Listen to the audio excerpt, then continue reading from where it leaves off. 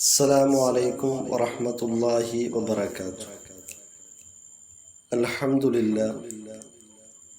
അൽഹംദുലില്ലാഹി റബ്ബിൽ ആലമീൻ അല്ലദീ ലം യലിദ് വലം യൂലദ് വലം യകുൽ ലഹു കുഫുവൻ അഹദ്. അല്ലാഹുമ്മ സ്വല്ലി വസല്ലിം അലാ റസൂലിക സയ്യിദിനാ മുഹമ്മദ് വഅലാ ആലി സയ്യിദിനാ വമൗലാനാ മുഹമ്മദ്. അമ്മാ ബഅദ്. ഏറ്റവും പ്രിയം നിറഞ്ഞ SKSSF ആറുവാൾ ശാഖ പ്രവർത്തകന്മാരെ, നേതാക്കളെ, പ്രിയപ്പെട്ട ആറുവാടിലുള്ള നിവാസികളെ, എൻ്റെ ശബ്ദം ശ്രവിക്കുന്ന ലോകത്തിൻ്റെ വിവിധ ദിക്കുകളിൽ നിന്നായി, വിവിധ നാടുകളിൽ നിന്നായി ഈ സംവാദം കേട്ടുകൊണ്ടിരിക്കുന്ന പ്രിയപ്പെട്ട സഹോദരങ്ങളെ, വളരെ മനോഹരമായ ഷെയ്ഖ് ജീലാനിയുടെ ജീവിതത്തെക്കുറിച്ച്, അതിൽ നമ്മൾ ഉൾക്കൊള്ളേണ്ട പാഠത്തെക്കുറിച്ചുള്ള ചർച്ചകളാണ് നമ്മൾ നടത്തി വന്നുകൊണ്ടിരിക്കുന്നത്. ഷെയ്ഖ് ജീലാനി ഖദ്ദസുല്ലാഹു സിർറഹുൽ അസീസ് തങ്ങളുടെ വളരെ മനോഹരമായി നമ്മൾ ഉൾക്കൊള്ളേണ്ട, പ്രത്യേകിച്ചുകൊണ്ട് അധികാരം എന്ന് പറയുന്നത് എല്ലാവർക്കും ഉള്ളതാണ്. ആ അധികാരം കൈയാളുന്ന ആളുകൾ ശ്രദ്ധിക്കേണ്ട ചില കാര്യങ്ങളാണ് ഇന്നലെ നമ്മൾ സൂചിപ്പിച്ചത്. അധികാരം എന്ന് പറയുന്നത് നമ്മൾ മനസ്സിലാക്കിയതുപോലെ രാജ്യത്തിന്റെ ഭരണം കൈയാളുന്ന ആളുകൾ മാത്രമല്ല. കുല്ലുക്കും റായിൻ, നിങ്ങൾ മുഴുവനും ഭരണാധികാരികളാണ്. നിങ്ങളെ ഭരണീയരെ കുറിച്ച് ചോദ്യം ചെയ്യപ്പെടുമെന്ന് ഷഫീഉനാ റസൂലുള്ളാഹി സ്വല്ലല്ലാഹു അലൈഹി വസല്ലമ തങ്ങൾ പഠിപ്പിക്കുമ്പോൾ, നമുക്കൊക്കെ നമ്മുടെ കീഴിൽ ഓരോ ഭരണീയരുണ്ട്. നമ്മൾ ഏതെങ്കിലും ഒരു നിലയിൽ ഭരണകർത്താക്കളാണ്. ഒന്നുകിൽ വീട്ടിന്റെ ഭരണകർത്താക്കളാണ്. അപ്പൊ നമ്മൾ നമ്മളെ കുറിച്ച്, നമ്മുടെ ഭാര്യമാരെ കുറിച്ച്, നമ്മുടെ മക്കളെ കുറിച്ച് ചോദ്യം റബ്ബ് നമ്മോട് ചോദിക്കുമ്പോൾ അവരോട് എങ്ങനെ പെരുമാറണം എന്നതിനെ കുറിച്ചൊക്കെയാണ് നമ്മൾ ഇന്നലെ ചർച്ച ചെയ്തത്. അഥവാ ഒരു ഭരണാധികാരി ഭരണീയരോട് എങ്ങനെ പെരുമാറണം എന്നതിനെ കുറിച്ച് ഷെയ്ഖ് ജീലാനി തങ്ങളുടെ വാക്കെടുത്തുകൊണ്ട് നമ്മൾ ഇന്നലെ സംസാരിച്ചു. ഇനി നമ്മളൊക്കെ അലട്ടിക്കൊണ്ടിരിക്കുന്ന വളരെ മർമ്മപ്രധാനമായ ഒരു പ്രശ്നമാണ് ടെൻഷൻ. ആ ടെൻഷൻ നീക്കാനുള്ള ഒരു മാർഗം ഷെയ്ഖ് ജീലാനിയുടെ വാക്കുകളിൽ നിന്ന് നമുക്ക് കിട്ടുന്നതാണ്. അതിനെക്കുറിച്ചുള്ള ചർച്ചയാണ് ഈ അവസരത്തിൽ ഞാൻ ഉദ്ദേശിക്കുന്നത്. മഹാനവറുകൾ പറയുകയാണ്, 3 കാര്യങ്ങൾ മനുഷ്യന്റെ സമയം വെറുതെ നഷ്ടപ്പെടുത്തി കളയുന്നവയാണ്. നമ്മുടെ സമയത്തെ വെറുതെ നഷ്ടപ്പെടുത്തി കളയുമ്പോഴാണ് നമുക്ക് ടെൻഷൻ ഉണ്ടാവുന്നത്. ആ ടെൻഷൻ ഉണ്ടാവുന്ന 3 കാര്യങ്ങൾ ഏതൊക്കെയെന്ന് മഹാനവറുകൾ സൂചിപ്പിക്കുകയാണ്. 1, നഷ്ടപ്പെട്ടു പോയതിനെ കുറിച്ചോർത്ത് ദുഃഖിക്കുക. നമ്മൾ പലപ്പോഴും അങ്ങനെയാണ്. എന്തെങ്കിലും ഒന്ന് കിട്ടേണ്ടിയിരുന്നത്, ലഭിക്കേണ്ടിയിരുന്നത്, വിജയിക്കേണ്ടിയിരുന്നത് പരാജയപ്പെട്ടു പോയി, അല്ലെങ്കിൽ ലഭിക്കാതെ പോയി, നഷ്ടപ്പെട്ടു പോയാൽ അതിനെക്കുറിച്ച് ഓർത്തിങ്ങനെ ഇരിക്കുമ്പോഴാണ് ടെൻഷൻ അടിക്കുന്നത്. അത് കിട്ടിയില്ലല്ലോ, അത് നഷ്ടപ്പെട്ടു പോയല്ലോ, എനിക്ക് വിജയിക്കാൻ കഴിഞ്ഞില്ലല്ലോ, എങ്ങനെ ആലോചിച്ചിരിക്കുമ്പോഴാണ് ടെൻഷൻ ഉണ്ടാവുന്നത്. അപ്പോ മഹാനവറുകൾ പറയുന്നു, അങ്ങനെ നഷ്ടപ്പെട്ടു പോയതിനെ കുറിച്ച് ചിന്തിച്ചു കൊണ്ടിരിക്കരുത്. മറിച്ച് ആ നഷ്ടപ്പെട്ടു പോയത് എന്തുകൊണ്ട് നഷ്ടപ്പെട്ടു എന്ന് മനസ്സിലാക്കി അതിനേക്കാൾ നല്ലത് തിരിച്ചു പിടിക്കാനുള്ള പരിശ്രമങ്ങളാണ് മനുഷ്യൻ നടത്തേണ്ടത്. ഇതിനെക്കുറിച്ച് വെറുതെ ഇങ്ങനെ നഷ്ടപ്പെട്ടു പോയി എന്ന് പറഞ്ഞ് പൊട്ടിക്കരഞ്ഞിട്ടോ അല്ലെങ്കിൽ കണ്ണീർ വാർത്തിരുന്നിട്ടോ കാര്യമില്ല. മറിച്ച് ആ നഷ്ടം എവിടെയാണോ പരാജയം നമുക്ക് സംഭവിച്ചത്, എവിടെന്നാണോ പരാജയപ്പെടാനുള്ള കാരണമുണ്ടായത്, അല്ലെങ്കിൽ അത് ലഭിക്കാതെ പോയത്, അതിനെക്കുറിച്ച് കൃത്യമായി പഠിക്കുക. അങ്ങനെ കൃത്യമായി പഠിച്ചതിന് ശേഷം അത് അവതരിപ്പിക്കുമ്പോഴാണ്, അതല്ലെങ്കിൽ അതിനെ മറ്റൊരു രീതിയിലേക്ക് അതിനെ കൊണ്ടുവരാൻ നമുക്ക് കഴിയുമ്പോൾ, ഈ നഷ്ടപ്പെട്ടതിൽ നിന്ന് പാഠം ഉൾക്കൊണ്ട് പുതിയത് തിരിച്ചു പിടിക്കാൻ നമുക്ക് ശ്രമം നടത്തുമ്പോഴാണ് നമ്മുടെ സമയത്തിന് വിലയുണ്ടാവുന്നത്. അല്ലെങ്കിൽ വെറുതെ നമ്മുടെ സമയം കളയും, അഥവാ നഷ്ടപ്പെട്ടതിൻ്റെ മേൽ ചിന്തിച്ച് അങ്ങനെ ഇരിക്കും. അതുകൊണ്ട് ഒരു പ്രയോജനവുമില്ലല്ലോ. മറിച്ച് അവിടെ നിന്ന്, അഥവാ ഒരു മനുഷ്യൻ നടന്നു പോകുമ്പോൾ വീണു, എന്നാൽ അവൻ അവിടെ ഇരുന്നിട്ട് ഞാൻ എന്താണോ വീണത്, ഞാനിങ്ങനെ വീഴേണ്ടതല്ലോ, ആ കല്ല് അവിടെ ഉണ്ടായത് കൊണ്ട് വീണതാണ്, ആ കല്ലെന്തിനാ അവിടെ വന്നത്, ഇങ്ങനെ അതിനെക്കുറിച്ച് ചിന്തിക്കലല്ല, മറിച്ച് ആ വീണെടുത്ത് നിന്ന് വേഗം എഴുന്നേൽക്കണം, എന്നിട്ട് മുന്നോട്ട് നടക്കണമെങ്കിൽ അവന്റെ ലക്ഷ്യത്തിലേക്ക് എത്തും. അപ്പോ ആ വീണ സ്ഥലത്ത് നിന്ന് എഴുന്നേൽക്കാതെ അവിടെ ഇങ്ങനെ ചിന്തിച്ചിരുന്നാൽ അവൻ ലക്ഷ്യത്തിലേക്ക് എത്തില്ല. അല്ലെങ്കിൽ അത് കുറെ കാലം ഇങ്ങനെ ചിന്തിച്ചിരുന്ന് അതൊക്കെ മാറി എല്ലാം കഴിഞ്ഞ് എഴുന്നേറ്റ് പോകുമ്പോഴേക്ക് ലക്ഷ്യത്തിലേക്ക് എത്തുമ്പോഴേക്ക് സമയം കഴിഞ്ഞിട്ടുണ്ടാവും. അപ്പൊ അതല്ല വേണ്ടത്. വീണത് എവിടെയാണോ അവിടെ നിന്ന് ഉടനെ എഴുന്നേൽക്കുക, എന്നിട്ടോ വീണ്ടും സഞ്ചരിക്കുക. ആ സഞ്ചരിക്കുന്നതിനിടയിൽ താൻ ഇവിടെ വീഴാനുണ്ടായിരുന്ന കാരണം കല്ലിൽ തട്ടിയാണ്, അല്ലെങ്കിൽ ഞാൻ ശ്രദ്ധിക്കാതെ നടന്നത് കൊണ്ടാണ്. അതുകൊണ്ട് ഇനി അങ്ങോട്ടുള്ള സഞ്ചാരത്തിൽ ആ പ്രശ്നം അഥവാ ഇവിടെ ഉണ്ടായ ഫാൾട്ട് എന്താണോ അത് വരാതെ ശ്രദ്ധിക്കുക എന്നുള്ളതാണ് നമ്മൾ ചെയ്യേണ്ടത്. എങ്കിൽ നമുക്ക് സുന്ദരമായി നമ്മുടെ ലക്ഷ്യത്തിലേക്ക് എത്താൻ കഴിയും. അല്ലെങ്കിൽ നമ്മൾ ആ വീടെടുത്ത് കിടന്നിട്ട് ഉരുളുക എന്നൊക്കെ നമ്മൾ സ്വാഭാവികമായി പറയാറുണ്ട്. വീടെടുത്ത് കിടന്നുരുളുക, അവിടെ നിന്ന് ഇങ്ങനെ കടന്നുരുളുന്നത് കൊണ്ട് നമുക്ക് കാര്യമില്ലല്ലോ, മുന്നോട്ട് നമുക്ക് പോകാൻ കഴിയണം. അതുകൊണ്ട് നമ്മുടെ ജീവിതത്തിൽ നഷ്ടപ്പെടുന്ന ഒരുപാട് സംഗതികളുണ്ട്.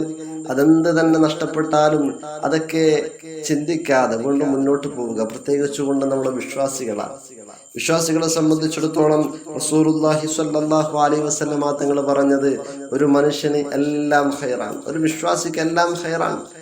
വിശ്വാസിക്കല്ലാതെ മറ്റൊരാൾക്കും ഈ ഗുണം കിട്ടൂല. കാരണം എന്താണ്? ഒരു വിശ്വാസിയെ സംബന്ധിച്ചിടത്തോളം അവനക്കൊരു നന്മ വന്നാൽ അവൻ അള്ളാഹുവിനെ സ്തുതിക്കുകയാണ്, നന്ദി ചെയ്യുകയാണ്, അതവനക്ക് ഖൈറാണ്. അള്ളാഹുവിന് നന്ദി ചെയ്താൽ അള്ളാഹു നമുക്ക് അധികരിപ്പിച്ചു തരുമെന്ന് പരിശുദ്ധമായ ഖുർആൻ നമ്മെ ഓർമ്മപ്പെടുത്തിയിട്ടുണ്ട്. എന്നാലോ നമുക്കൊരു മോശപ്പെട്ട ഒരു സംഗതിയാണ് ഉണ്ടായത്, നഷ്ടമാണ് നമുക്ക് സംഭവിച്ചെങ്കിലോ അവൻ ക്ഷമിക്കുന്നു, അതും അവനിക്ക് നന്മയാണ് എന്ന് ഷഫീഉനാ റസൂലുള്ളാഹി സ്വല്ലല്ലാഹു അലൈഹി വസല്ലം. അഥവാ രണ്ടു സംഭവിച്ചാലും നമുക്ക് നന്മ മാത്രമേ റബ്ബ് കരുതിയിട്ടുള്ളൂ എന്ന ബോധത്തിൽ നമുക്ക് ജീവിക്കാൻ കഴിഞ്ഞാൽ നഷ്ടം നമുക്കൊരു നഷ്ടമായിട്ടേ കാണാൻ കഴിയില്ല. മറിച്ച് ജീവിതത്തിൽ എന്തെങ്കിലും ഒരു നഷ്ടം സംഭവിച്ചു എങ്കിൽ അത് എവിടെയോ വലിയ വിജയത്തിനുള്ള കാരണമായി റബ്ബ് കരുതി വെച്ചതായിരിക്കണം. ഒരു കഥ പറയാറുണ്ട്. ആ കഥ ഇങ്ങനെയാണ്. ഒരു രാജാവും മന്ത്രിയും പിന്നെ പരിവാരങ്ങളും കൂടി വേട്ടയാടാൻ പോവുകയാണ് കാട്ടിൽ. വേട്ടയൊക്കെ നടത്തിക്കൊണ്ടിരിക്കുന്നതിനിടയിൽ അമ്പുകൊണ്ട് രാജാവിന്റെ കൈവിരൽ മുറിഞ്ഞുപോയി. ഉടനെ തന്നെ അടുത്തിരിക്കുന്ന മന്ത്രി പറഞ്ഞു, അത് നല്ലതിനാണ്. തന്റെ കൈവിരൽ മുറിഞ്ഞ് ചോര വാർന്ന് അതിങ്ങനെ കെട്ടിക്കൊണ്ടിരിക്കുമ്പോൾ ഇത് നല്ലതിനാണെന്ന് പറയുമ്പോൾ സ്വാഭാവികമായും രാജാവിന് ദേഷ്യം വന്നു. കാരണം മന്ത്രി കളിയാക്കുകയാണല്ലോ. ഞാനിവിടെ വേദന കൊണ്ട് പിടയുമ്പോൾ മന്ത്രി എന്നെ കളിയാക്കുകയാണ്. അതുകൊണ്ട് ഉടനെ തന്നെ രാജാവ് പറഞ്ഞു, ഈ മന്ത്രിയെ പിടിച്ചു ജയിലിലടക്കുക. അപ്പൊ മന്ത്രി പറഞ്ഞു, അതും നല്ലതിനാണ്. അങ്ങനെ മന്ത്രിയെ കൊണ്ടുപോയി ജയിലിലടച്ചു. ഇതൊക്കെ കഴിഞ്ഞ് പിന്നീട് രണ്ടാം തവണ ഇവർ കാട്ടിലൂടെ വേട്ടയ്ക്ക് പോകുന്ന സമയത്ത് മന്ത്രി അപ്പോഴും ജയിലിലാണ്. കുറെ ദൂരം സഞ്ചരിക്കുമ്പോൾ ഇവർക്ക് നേരെ കാട്ടുജാതികളായ മനുഷ്യന്മാർ, നരഭോജികളായ മനുഷ്യന്മാർ കടന്നു വരികയാണ്. അല്ലെങ്കിൽ കാട്ടുജാതിക്കാരായ മനുഷ്യന്മാർ. അവര് വന്നിട്ട് ഇങ്ങനെ നോക്കിയപ്പോൾ കൂട്ടത്തിൽ നല്ല തടിയും ഉഷാറൊക്കെ ഉള്ളത് രാജാവിനാണല്ലോ. സ്വാഭാവികമായി രാജാവിനെ പിടികൂടിയിട്ട് അവർ കൊണ്ടുപോകാൻ ശ്രമിക്കുകയാണ്. എന്തേ കാരണം? അവിടുത്തെ കാട്ടുമൂപ്പന് ഒരു രോഗം വന്നു. ആ രോഗം മാറണമെങ്കിൽ ഒരു മനുഷ്യന് ബലി കൊടുക്കണം എന്നാണ്. അങ്ങനൊരു മന്ത്രവാദി പറഞ്ഞിട്ടുണ്ട്. അതുകൊണ്ട് മനുഷ്യനെ തേടി വന്നതാണ് ഇവർ. അപ്പോഴാണ് ഈ രാജാവും പരിവാരങ്ങളും വേട്ടയ്ക്ക് വരുന്നത്. നോക്കുമ്പോൾ കൂട്ടത്തിൽ ഏറ്റവും തടിയൊക്കെ ഉഷാറായിട്ടുള്ളത് രാജാവാണ്. രാജാവിനെ പിടിച്ചുകൊണ്ടുപോയി കുറെ അങ്ങെത്തിയപ്പോൾ കൂട്ടത്തിൽ ഈ പിടിച്ചുകൊണ്ടുപോകാൻ നിന്നവരുടെ കൂട്ടത്തിലുള്ള ഒരു മനുഷ്യൻ ഇങ്ങനെ നോക്കിയിട്ട് പറഞ്ഞ്, ഇയാളെ നമുക്ക് ശരിയാവില്ല. കാരണം എന്താണ്? ഇയാളുടെ വിരൽ ഒന്നില്ല, അത് ന്യൂനതയാണ്. അഥവാ ന്യൂനതയുള്ളതിന് ബലിയെറുക്കാൻ പറ്റൂലല്ലോ എന്ന് പറഞ്ഞ് ആ രാജാവിനെ വിട്ടയക്കുന്നുണ്ട്. ഇത് കണ്ടപ്പോൾ രാജാവിന് മന്ത്രി പറഞ്ഞതിന്റെ പൊരുൾ മനസ്സിലായി. അഥവാ അന്ന് ഈ വിരൽ നഷ്ടപ്പെട്ടില്ലെങ്കിൽ ഇന്ന് ജീവൻ നഷ്ടപ്പെടും. അപ്പോൾ അന്ന് വിരൽ നഷ്ടപ്പെട്ടത് ഇന്നെന്റെ ജീവൻ തിരിച്ചു കിട്ടാനുള്ളൊരു നന്മയാണ് എന്ന് മനസ്സിലാക്കി ഉടനെ തന്നെ രാജാവ് തിരിച്ചു കൊട്ടാരത്തിലേക്ക് മന്ത്രിയെ മോചിപ്പിക്കുകയും മന്ത്രിക്ക് കൈ നിറയെ സമ്മാനം കൊടുക്കുകയും ചെയ്തു.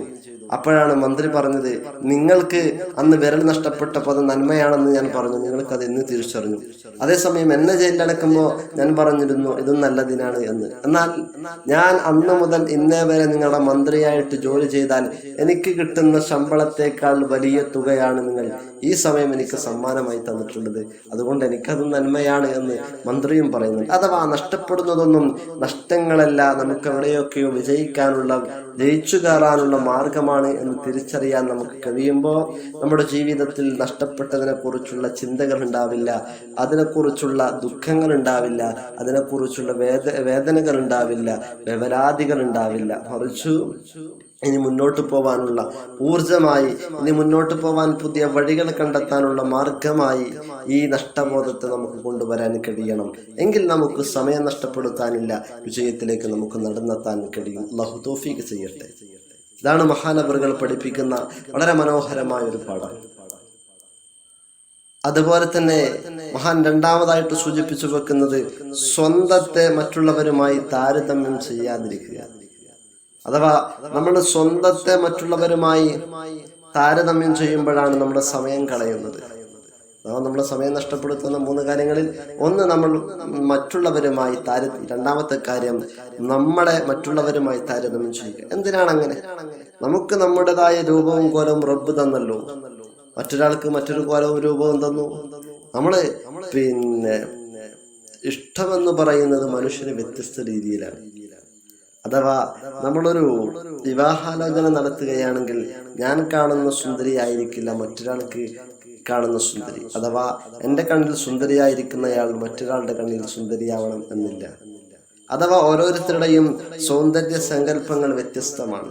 അത്തരം വ്യത്യസ്തമായ സൗന്ദര്യ സങ്കല്പം അള്ളാഹു സൃഷ്ടിച്ചത് കൊണ്ടാണ് മനുഷ്യനെയും വ്യത്യസ്തമായ രീതിയിൽ, അഥവാ ഒരാളുടെ മുഖഷേപ്പ് ചിലപ്പോൾ മറ്റൊരാൾക്ക് ഉണ്ടാവില്ല, ഒരാളുടെ സൗന്ദര്യം മറ്റൊരാൾക്ക് ഉണ്ടാവില്ല. ഒരാൾക്ക് ചിലപ്പോൾ കറുപ്പിനായിരിക്കും ഇഷ്ടം, ചിലർക്ക് വെളുപ്പായിരിക്കും ഇഷ്ടം, ചിലർക്ക് ഇരുനിറമായിരിക്കും ഇഷ്ടം. അങ്ങനെ ഓരോ വ്യത്യസ്തങ്ങളായ സങ്കല്പത്തിൽ മനുഷ്യനെ സൃഷ്ടിച്ചത് റബ്ബാണ്. അപ്പൊ നമ്മളിങ്ങനെ കറുത്തു പോയല്ലോ, അല്ലെങ്കിൽ നമ്മളിങ്ങനെ വെളുപ്പാണ് മറ്റവൻ കറുത്തതാണല്ലോ, അങ്ങനെ താരതമ്യങ്ങൾ വേണ്ടതേ ഇല്ല എന്നുള്ളതാണ് മഹാനവറുകൾ നമ്മെ പഠിപ്പിക്കുന്നത്. അങ്ങനെ താരതമ്യം ചെയ്താൽ നമ്മൾ അവിടെയും ദുഃഖിക്കും. ഇതൊക്കെ ഉണ്ടായിട്ട് എനിക്ക് ഇതൊക്കെ ഇല്ലല്ലോ, അവൻ അതൊക്കെ നേടിയല്ലോ എന്ന് പറഞ്ഞിങ്ങനെ ദുഃഖിച്ചിരിക്കും നമ്മൾ. ആ ദുഃഖത്തിലേക്ക് നമ്മൾ പോവരുത്. നമുക്ക് നമ്മുടേതായ ഒരു അസ്തിത്വം, ഒരു രീതി അല്ലാഹു സുബ്ഹാനഹു വ തആല ഉണ്ടാക്കിയിട്ടുണ്ട്. ആ വഴി ഏതാണെന്ന് കണ്ടെത്തി ആ വഴിയിലൂടെ മുന്നോട്ട് പോവാൻ നമുക്ക് കഴിയണം എന്നാണ് ഷെയ്ഖ് നമ്മെ ഓർമ്മപ്പെടുത്തുന്നത്. അഥവാ എൻ്റെ ഭക്ഷണം റബ്ബ് കണക്കാക്കിയത് ഏത് രീതിയിലായിരിക്കും? അതൊരാൾക്ക് ഹോട്ടൽ ബിസിനസ് നടത്തിയിട്ട് അയാൾ അങ്ങനെ കാശുണ്ടാക്കി ജീവിക്കാനുള്ളത്, അത് അള്ളാഹു അയാൾക്ക് കണക്കാക്കിയ വഴിയാണ്. എന്നാൽ അയാൾ വലിയ ഹോട്ടലൊക്കെ നടത്തി വലിയ വിജയമുണ്ടായി, ഞാനിപ്പോഴും പെട്ടിക്കട നടത്തുകയാണല്ലോ എന്ന് ചിന്തിക്കരുത്.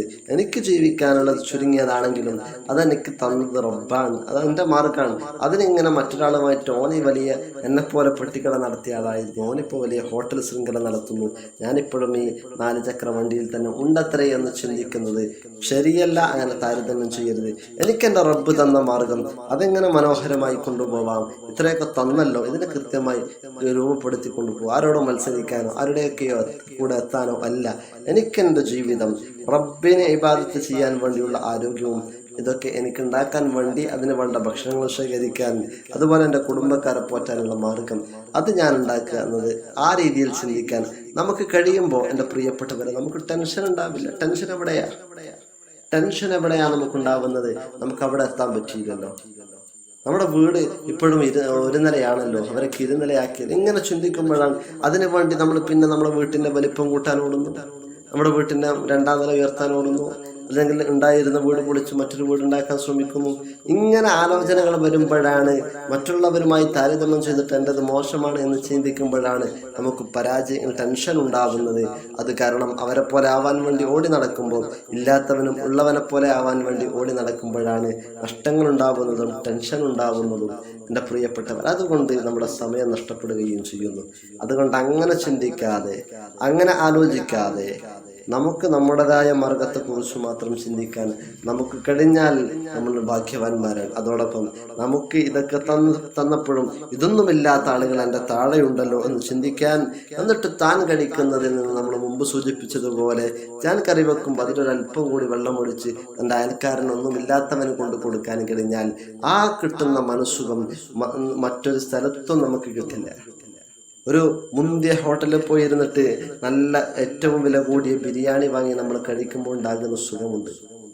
ആ സുഖം എൻ്റെ പ്രിയപ്പെട്ടവരെ, നമ്മുടെ വീട്ടിൽ വെച്ച റേഷനരി കൊണ്ട് വെച്ച ചോറ്, ആ ചോറിനകത്ത് നമ്മൾ വെച്ച പരിപ്പ് കറി, അത് ഒരു പ്ലേറ്റിൽ പരിപ്പ് കറിയും ഒരു പ്ലേറ്റിൽ ചോറും എടുത്തിട്ട് ഒന്നുമില്ലാത്തവൻ, ഭക്ഷണം കഴിക്കാൻ കഴിയാത്ത പ്രയാസപ്പെടുന്ന ഏതെങ്കിലും തെരുവിലുള്ള ആളുകൾ, അല്ലെങ്കിൽ എൻ്റെ വീട്ടിൻ്റെ അപ്പുറത്ത് കൂരയിൽ താമസിക്കുന്ന ഒരാൾ, അയാളുടെ മുമ്പിൽ കൊണ്ടുപോയി വെച്ചിട്ട് അതവർ കഴിക്കുന്നത് നോക്കി നിൽക്കൂ. നിന്റെ മനസ്സിൽ സമാധാനം നിനക്ക് വരും, ടെൻഷൻ ഉണ്ടാവില്ല.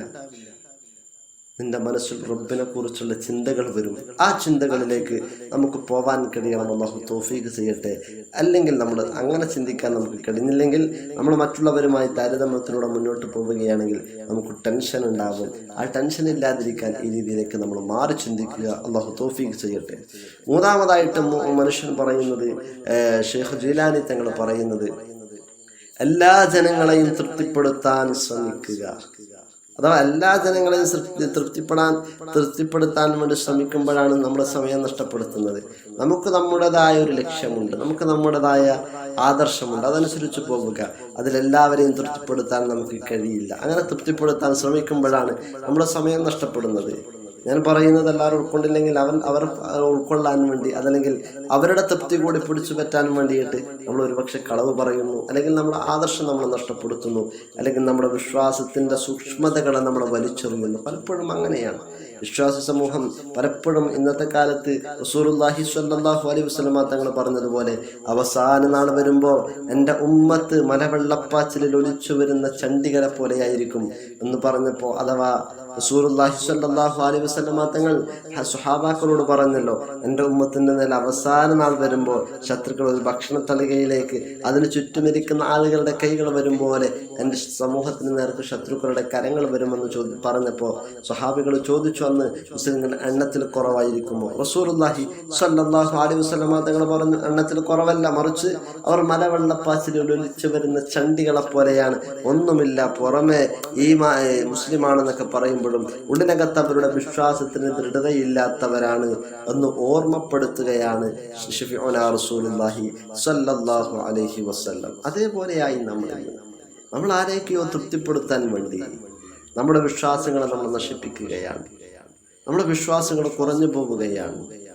ആലോചിച്ച് നോക്ക്, നമ്മൾ ആരെയൊക്കെയോ തൃപ്തിപ്പെടുത്താനാണ്. റബ്ബിനെ തൃപ്തിപ്പെടുത്തി എൻ്റെ ഇബാദത്ത് പരിപൂർണമാകാൻ ഞാൻ ശ്രമിക്കേണ്ടതിന് പകരം നമുക്ക് ആരെയൊക്കെയോ തൃപ്തിപ്പെടുത്താൻ കഴിയുകയാണ്. അത് ഇബാദത്തിന്റെ അള്ളാഹിന്റെ കാര്യത്തിൽ ആകുമ്പോൾ മാത്രം തൃപ്തിപ്പെടുത്താൻ, മറ്റുള്ളവരെ തൃപ്തിപ്പെടുത്താൻ ശ്രമിക്കുകയും, സ്വന്തം കാര്യമാകുമ്പോൾ, അതല്ലെങ്കിൽ തങ്ങളുടേതായ മറ്റുള്ള കാര്യങ്ങളാകുമ്പോൾ ഇത്തരത്തിൽ മറ്റുള്ളവരെ തൃപ്തിപ്പെടുത്തലുകൾ ഇല്ലാതെ പോവുകയും ചെയ്യുന്ന ഒരേ വിഷയത്തിൽ ഇരു നിലപാടുകൾ സ്വീകരിക്കുന്നവരായി നമ്മൾ മാറുകയാണ്. ഇത് വലിയ ഗൗരവമാണ്. ഇതാണ് ഷെയ്ഖ് ജീലാനി ഖദ്ദസുല്ലാഹു അസീസ് നമ്മളെ ഓർമ്മപ്പെടുത്തിയത്.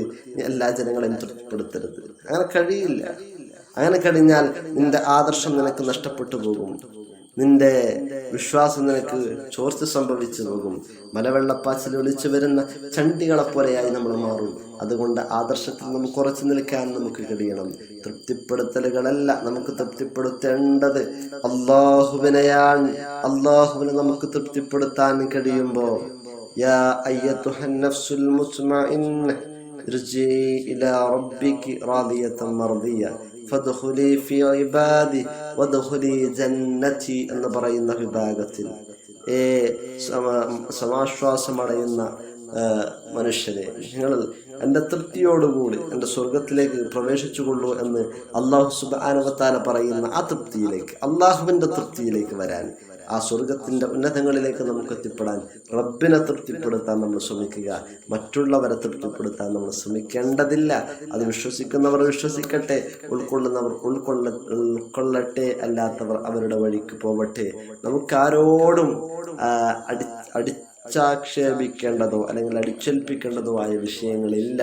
റസൂലുള്ളാഹി സ്വല്ലല്ലാഹു അലൈഹി വസല്ലം തങ്ങളോട് പോലും പറഞ്ഞത്, നബിയെ അങ്ങ് പറഞ്ഞാൽ മതി, അങ്ങ് അവരുടെ മേൽ ബലപ്രയോഗം നടത്തേണ്ടതില്ല എന്ന് പറയുന്ന മനോഹരമായ ഒരു ദീനാണ് നമ്മുടെ ദീൻ എന്ന് മനസ്സിലാക്കിയാൽ, ഈ പറഞ്ഞ 3 കാര്യങ്ങൾ ഉൾക്കൊണ്ട് നമ്മൾ ജീവിക്കാൻ ശ്രമിച്ചാൽ നമ്മുടെ ജീവിതത്തിൽ ടെൻഷൻ മാറുകയും നമ്മുടെ വിശ്വാസം കരുത്തുറ്റതാവുകയും ചെയ്യും. അത്തരത്തിലാണ് മഹാന്മാർ ഷെയ്ഖ് ജീലാനി ഖദ്ദസല്ലാഹു സിർറഹു അസീസ് തങ്ങളെപ്പോലെയുള്ള ആളുകൾ അവരുടെ ഈമാനിനെ ശക്തിപ്പെടുത്തിയതും കരുത്ത് പിടിപ്പിച്ചതും.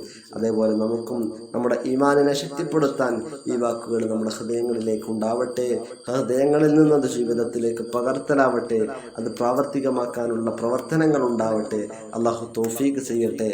ആമീൻ. അസ്സലാമു അലൈക്കും വറഹ്മത്തുള്ളാഹി.